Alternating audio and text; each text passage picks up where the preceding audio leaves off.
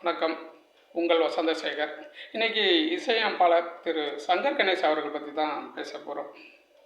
இவர் தென்காசி மாவட்டம் சிந்தாமணி அங்கே தான் பிறந்திருக்காங்க.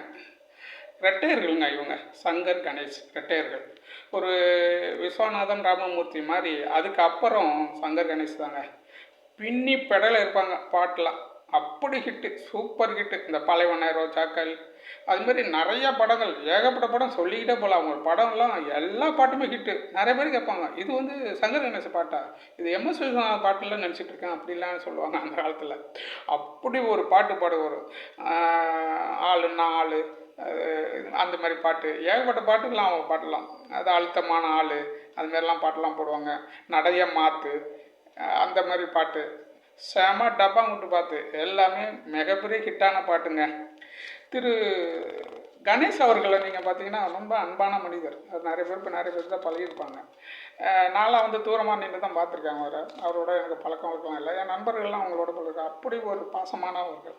கூப்பிட்டா உடனே வந்துடுவார். எந்த ஒரு விஷயம், எந்த நேரமும் நகை கையில் மோதிரம் செயின் அப்படி தான் இருப்பார். ஒரு ஜாலியான மனிதர். அது மாதிரி ஒரு சந்தோஷமான ஒரு விஷயம்.